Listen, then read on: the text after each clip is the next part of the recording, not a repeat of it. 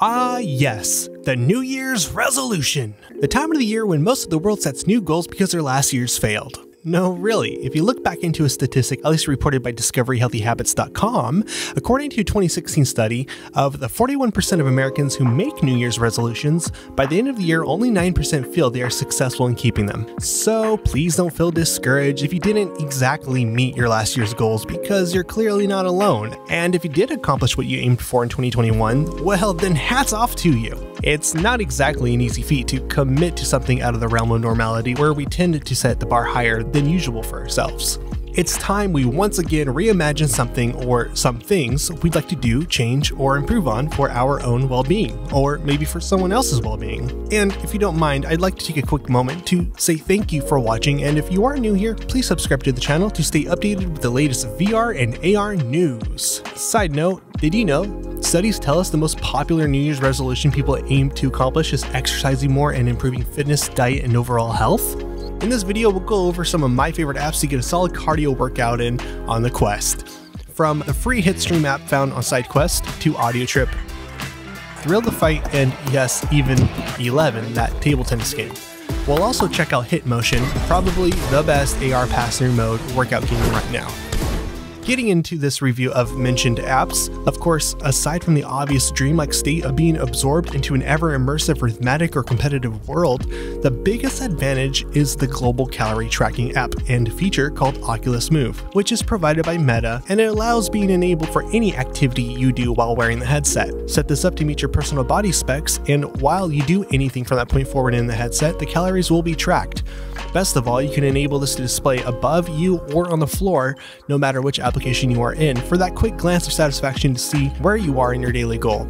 After you finish your workout regime, you can, of course, copy the progress you made into any of your favorite fitness apps and continue on with your day. This is exceptionally useful because you'll actually watch the calories burn based on the intensity of your activity levels. The controllers are also velocity sensitive, so the harder you swing, the more you'll bank into your calorie counter. The other great part of working out in VR is the break of monotony of the same workout routine, and if I had a guess, could very well be the reason why people fall off their get healthy resolution goals. Changing environments on a whim, I think, will play an important role and also provide a very healthy mentality in helping people stay on track. So let's start with one of my favorite free workout apps that really opened my eyes to just how powerful and capable the Quest really is as a serious workout accessory. Before I exhausted countless hours of punching 3D holograms and dipping low aligning my head with circles, I found this app to give me the high intensity training, hence the name Hitstream, workout I needed.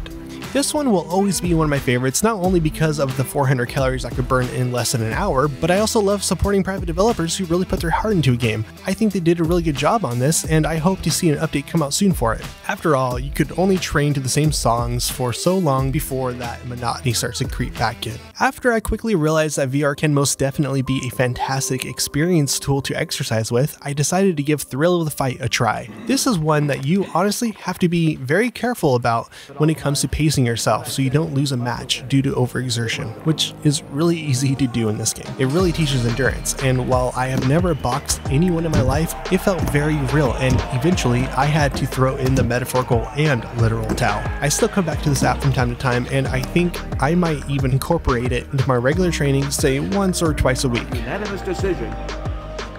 Your winner is the red corner.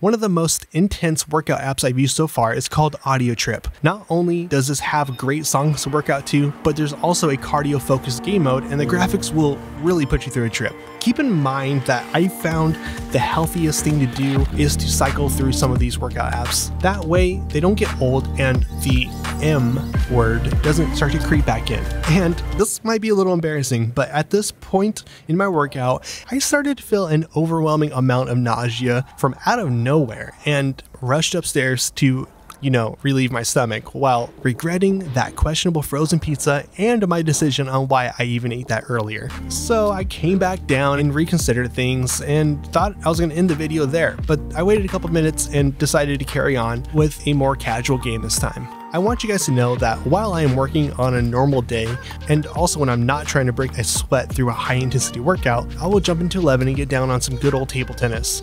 What I like the most about this app is the incredible physics, but also how you step face to face with another player, and before you know it, you are having a full-out conversation with them about usually something random. The coolest part is, while playing, you are not exerting nearly as much as, say, the earlier apps I've talked about here, but before you know it, after a couple of rounds or so, you can quickly see how fast you can hit 100 calories burned. And finally, we come to the mixed reality AR workout game called HitMotion.